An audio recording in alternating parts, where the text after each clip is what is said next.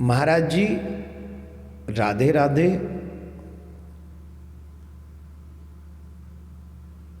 विधवा स्त्री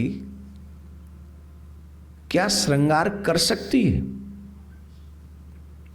कृपा करके बताइए कि जो स्त्री विधवा है क्या वो श्रृंगार कर सकती है अथवा नहीं कर सकती है।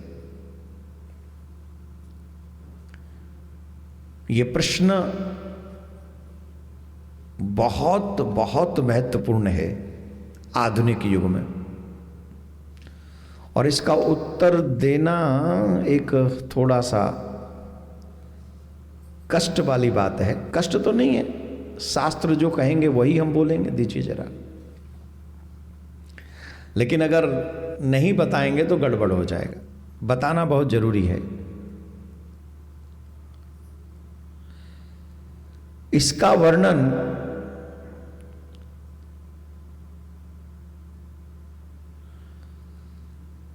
स्कंद पुराण में भी है, मनुस्मृति में भी है, महाभारत में भी इसको प्रारंभ में कहा गया है। 2-3 जगह पे पुराणों का प्रमाण इसमें मिलता है। विधवा स्त्री मतलब जिसका पति चला गया हो, वो श्रृंगार करे या ना करे,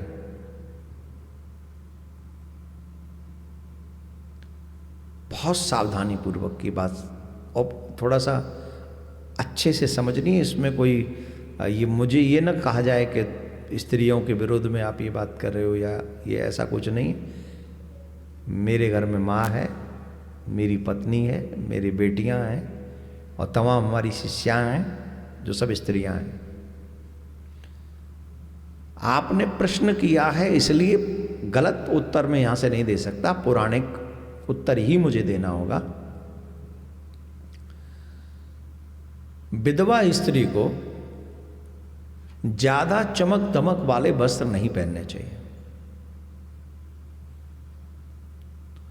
विधवा स्त्री को बिछुए नहीं पहनने चाहिए। विधवा स्त्री को मंगलसूत्र नहीं पहनना चाहिए। विधवा स्त्री को सुहाग की चीजें नहीं पहननी चाहिए। तो कई लोग कहते हैं कि विधवा स्त्री, कई बार बोलने में भी हिचक होती है हम जैसों को, तो खैर कहीं कोई इसको बुरे विषय में न ले ले, परंतु हां, शरीर को स्वच्छ रखने के लिए ये जो छोटी मोटी वो नहीं, तो पहले तो कुछ अलग मुल्तानी मिट्टी वगैरह से, इन सब से पहले लोग वो उसका प्रयोग कर सकते हैं। घर में वस्त्र इत्यादि भी धारण कर सकते हैं अच्छे मीस, लेकिन वो जो ज्यादा चमक दमक वाले, ज्यादा वो सेंट वेंट नहीं छिड़कना चाहिए। अर्थात शरीर को स्वच्छ बनाए रखने के लिए जो जरूरत की चीजें हैं उनका प्रयोग वो कर सकते हैं। इसमें एक और चीज की बात मनाही की गई है, बाहरी लोगों से ज्यादा वार्तालाप नहीं करना चाहिए। इसलिए नहीं कि प्रतिबंध है, इसलिए कि उस कंडीशन में हमारा व्रत जो है शेष जीवन का, आप सही रास्ते पे जा रहे हैं। हमारे ब्रज में बहुत कहावत है तो वो बड़े भंड तरीके की, मतलब एकदम बोल्ड तरीके, वो कहावत में बोल नहीं सकता यहां से।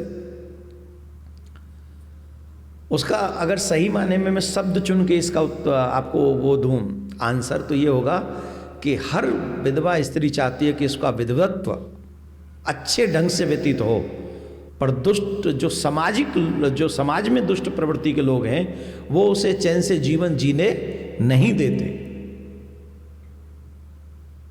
तो उन दुष्ट लोगों से बचने के लिए बात बताई गई कि भाई आप उन दुष्ट प्रवृत्ति के लोगों से आपका संवाद ज्यादा नहीं होना चाहिए।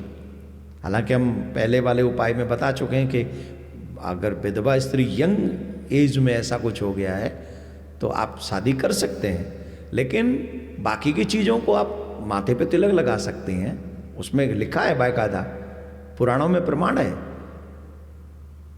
आप तिलक लगा सकते हैं, आप तुलसी धारण कर सकते हैं, आप शरीर में स्वच्छता बनाने के लिए वो जो आजकल तो, पहले तो मुल्तानी मिट्टी वगैरह सब यूज करते थे, लेकिन बालों को भी स्वच्छ रख सकते हैं आप। क्रीम ब्रीम जो आजकल आती है उसमें क्रीम नहीं लिखा हुआ है, और कहीं कहो तो वो पुराणों में क्रीम कहाँ से आ गई, उसमें नहीं लिखा होगा। लेकिन अभी के शब्दों में अगर मुझे बोलना होगा तो शरीर में जैसे खुश्की हो जाती है उसे मिटाने के लिए आप क्रीम वगैरह लगा सकते हैं, लेकिन आप लाली नहीं लगा सकते, आप काजल नहीं लगा सकते, आप मांग नहीं भर सकते, क्योंकि मांग तो सुहाग का चिन्ह है ना, चूड़ियाँ जो सुहाग का चिन्ह है। तो ये चीज़ें पुराणों में जो बताई गई हैं वो मैं आपको बता रहा हूँ। मैं आपको फोर्स नहीं कर रहा हूँ किसी को कि आपको हाय हाय रे मेरी बात माननी है, ऐसा प्लीज़ कुछ नहीं है। मर्यादा में रह के जीवन निकल जाए उसके लिए कुछ चीज़ें, नियम बताए गए हैं, फोर्स नहीं कहा गया आपको, तो वो आप कर सकती हैं। राधे राधे बोलना पड़ेगा।